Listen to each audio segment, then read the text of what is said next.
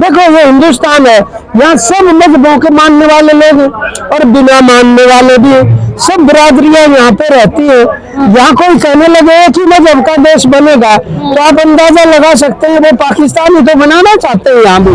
नहीं, बीजेपी की तो मदर है आरएसएस, वो उनकी राजनीतिक विंग है। ये पॉलिटिकल पार्टी बीजेपी वो भी राजनीति करते हैं। वो कहते हैं हम सांस्कृतिक है, ये ऐसे झूठा नकाब लगा रखा है उन्होंने। हमारे कई साथी शहीद हुए, वहां उग्रवादियों ने मारा है उनको। तो ये बात थोड़ी ना है कि भाई वहाँ कोई मुसलमान है तो वो देश के खिलाफ है और हिंदू है तो वो देश के साथ है, ये कोई जरूरी नहीं है। यहाँ की सरकार की नीति है ये, जो बीजेपी की गवर्नमेंट है। और अब वो असलियत जो हम उस टाइम पर धारा 370 जब खत्म की गई, उस टाइम पे भी हमने जो आशंका प्रकट की थी वो आज सच साबित हो रही है कि जगह जगह ये जमीनें हथिया के और वो कारपोरेट सेक्टर के हवाले करना चाहते हैं। जो लोग सैकड़ों सालों से 50-60 साल से बसे हुए हैं, उन जमीनों को हथियाने की कोशिश की जा रही है।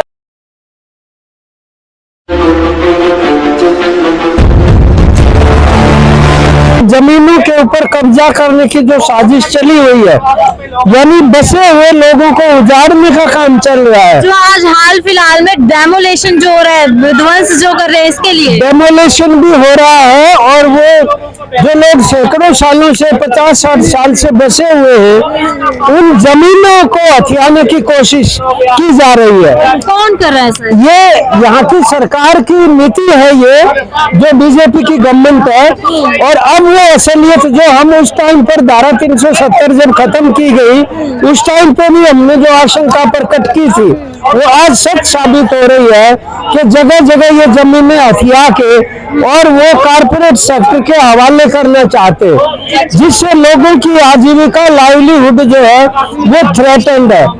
और ये हर जगह ऐसा कर रहे हैं। राजस्थान में है, हिमाचल में है, हरियाणा, इतने बड़े बड़े आप देख रहे हैं जो हाईवे बन रहे, उनके ऊपर जो 2013 का भूमि अधिग्रहण का पहले कानून बनवाया था हमने संघर्ष करके, उस कानून को भी अब इन्होंने बदल दिया राज्य सरकारों ने। और अब वो सीधे तौर पे किसी की सहमति के बिना जमीनों पे कब्जा कर रहे हैं और उनको कोई वैकल्पिक ऑल्टरनेटिव एम्प्लॉयमेंट प्रोवाइड नहीं कर रहे।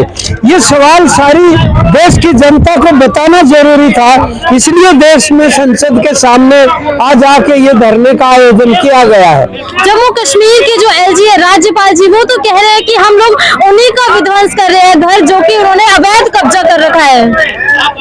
जम्मू कश्मीर हो चाहे और कहीं की जनता हो, किसान और उस जमीन को जो सजाने संवारने वाले लोग होते हैं, उनका कभी भी अवैध कब्जा नहीं हुआ करता। और बाकायदा वो अलाटीज है, बार बार अलाट हुई है जमीनें। ग्रोम और फूड कैंपेन के दौरान भी जमीनें अलॉट की गई थी। ये अलग बात है कि अब जो है वो हर तरीके से दमन करने पर उतारू है जम्मू कश्मीर की जनता का। और वहां पर अब कोई इलेक्टेड रिप्रेजेंटेटिव है नहीं, क्योंकि असेंबली पहले से भंग कर दी गई, चुनाव हो नहीं रहे, डिलिमिटेशन करवा दी। एक तरफ कर शांति बहाल करवा दी हमने, दूसरी तरफ शांति बहाल करवा दी तो शांति बहाल नहीं हुई धारा 370 हटने के बाद। धारा 370 और शांति का तो कोई संबंध ही नहीं है वैसे भी। क्यों? पहले तो वहाँ पे वो भारत में एक स्पेशल राज्य का दर्जा था, अपना संविधान, अपना झंडा। अब तो वो चीजें खत्म हो गई ना, पत्थर राज्य खत्म हो गए जम्मू कश्मीर से सबसे बड़ी। तो देखो ऐसी बात है कि एक होती है जो शमशान घाट जैसी शांति, वो तो कहीं पे भी पैदा कर लो आप, वो की जा सकती है। लेकिन अगर कश्मीर जो है, ये कश्मीर की जनता तो थी जिन्होंने 1947 में ये फैसला किया कि हम जो है वो फिरका परस्ती पर बना हुआ पाकिस्तान में नहीं रहना चाहते, हम धर्म निरपेक्ष सेकुलर भारत के साथ रहना पसंद करेंगे। ये वही जनता है। तो उसको भारत के साथ जोड़ने के लिए अगर वो स्पेशल दर्जा वहां दिया गया था तो उसमें गलत क्या है।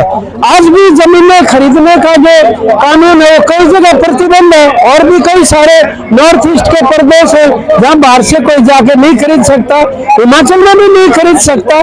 तो ये कोई केवल जम्मू कश्मीर का ही ऐसी बात नहीं थी। अब ये तो अलग बात है कि इतिहास का सवाल है कि वहां पर सदर रियासत कहते थे गवर्नर को और वजीर आजम मुख्यमंत्री को कहते थे। वो एक इतिहास का सवाल है जिसने भारत के साथ उसको जोड़ा था। आज वो लोग अगर जो भारत को के साथ मजबूती प्रदान करने के लिए इतनी मजबूती के साथ उन्होंने देशभक्ति दिखाई, आज उन्हीं को मतलब उग्रवादी भी और पाकिस्तान भी गालियां देगा और ये भी उन्हीं को निशाना बना रहे। ये बात समझने की जरूरत है। पूरे देश की जनता को बकायदा कश्मीर के बारे में भ्रमित किया गया, मिसगाइड किया गया। मतलब कश्मीर में 1990 में धर्म के नाम पर हिंसा नहीं हुई थी? हिंसा धर्म के नाम के ऊपर होती रही है, पहले भी हुई है, अभी भी हुई है। ये भी धर्म के नाम पर हिंसा थी जो राजस्थान के 2 नौजवानों ने हरियाणा के अंदर जला के मार दिया। ये धर्म और गौ के इनाम पे तो कर रहे, लेकिन सच्चाई में जाके हम गए थे उस गांव में कल घाटनिका में, गौ तो ना आगे है ना पीछे है। कहाँ गौ है उसमें? गाय तो कहीं नहीं थी, वो भी नहीं कर रहे, ये गाय लेके जा रहे थे। अब गाय तस्करी को एक ऐसा मुद्दा बना दिया। तस्करी गाय की कोई क्यों करेगा? किसान तो गाय पालता है। कल हम इन गाँव के घरों में गए, जो मारे गए सबके घर पर गाय बंधी हुई है। तो ये जानबूझ के एक पोलराइजेशन कम्युनल नाम पे की जाती है। आज जिस ऑल इंडिया किसान तहरीक जो ये थी जम्मू कश्मीर की, हमारे कई साथी शहीद हुए, वहां उग्रवादियों ने मारा है उनको। तो ये बात थोड़ी ना है कि भाई वहाँ कोई मुसलमान है तो वो देश के खिलाफ है और हिंदू है तो वो देश के साथ है। ये कोई जरूरी नहीं है। ये तो एक मजहब की राजनीति पे ध्रुवीकरण किया जाता है, इसलिए मजहब का और धर्म का इस्तेमाल किया जाता है। आज ये सरकार आने के बाद 8-9 साल से ये और तेज हो गया ये काम, वरना तो ये इससे बड़ी विडंबना क्या होगी कि जो अंग्रेजों के साथ थे वो राज कर रहे हैं आज देश पे। आप कमाल देखो ना, अगर कोई अंग्रेजों के साथ RSS एक आदमी भी कभी जेल में नहीं गया, कोई संघर्ष नहीं किया, वो तो हिस्ट्री है। अगले भी नहीं इनकार करते, वो कब कहते हैं हम देश के लिए लड़े थे, वो तो नहीं कहते। लेकिन आज शासन के ऊपर तो बैठ गए। सावरकर ने आजादी दिलाई थी कहा जाता है। अच्छा, और भगत सिंह अरबा से मटर गश्ती कर रहे थे। अगर सावरकर ने दिलाई थी तो जेल में गए थे, हम भी इनकार नहीं करते, लेकिन ये भी तो सच्चाई है कि माफी मांग के बाहर आए थे और पेंशन लेते थे। ये भी देश जानता है इस बात को। काले पानी की सजा कौन ही झेल पाएगा? काले पानी में आप अगर पोर्ट ब्लेयर की वो जेल में जाएंगे, वहाँ सेलुलर जेल में, और वहाँ जो सूची बनी हुई है उस सूची में सबसे ज्यादा जो नाम है वो कम्युनिस्टों के लाल झंडे वालों के नाम है, जो जिन्होंने वहाँ कैदें काटी थी। मतलब RSS और बीजेपी का संबंध है परस्पर? नहीं, बीजेपी की तो मदर है RSS, वो उनकी राजनीतिक विंग है। ये पॉलिटिकल पार्टी बीजेपी वो भी राजनीति करते हैं। वो कहते हैं हम सांस्कृतिक है, ये ऐसे झूठा नकाब लगा रखा है उन्होंने, कोई सांस्कृतिक संगठन नहीं है। वो बकायदा उसी दिन से ये कहते रहे हैं, देखो ये हिंदुस्तान है, यहाँ सब मजहबों के मानने वाले लोग हैं और बिना मानने वाले भी हैं, सब बिरादरियां यहाँ पे रहती है। यहाँ कोई कहने लगे कि मजहब का देश बनेगा तो आप अंदाजा लगा सकते हैं वो पाकिस्तान ही तो बनाना चाहते हैं यहाँ भी।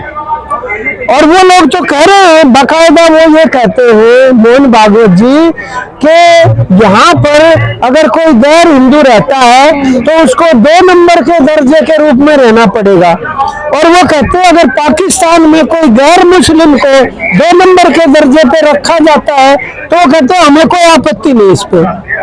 ये बात है ना, जो मतलब छिपी हुई चीज उनकी किताबों में पढ़ोगे तो मिल जाएगी, और अब तो पता नहीं क्या क्या कहने लग गए। मतलब तो अघोषित रूप में न केवल ये अब ये किसान जिनकी रोजी रोटी पे हमले बोल रहे हैं, ये हिंदू नहीं है क्या?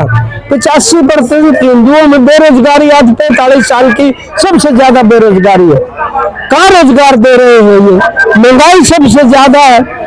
तो आप हिंदू मुसलमान करते रहे, इसका जवाब नहीं दे रहे कि वो बेरोजगारों में अग्निवीर बना दिए, फौज में भर्ती होते थे कितने ही नौजवान जाके।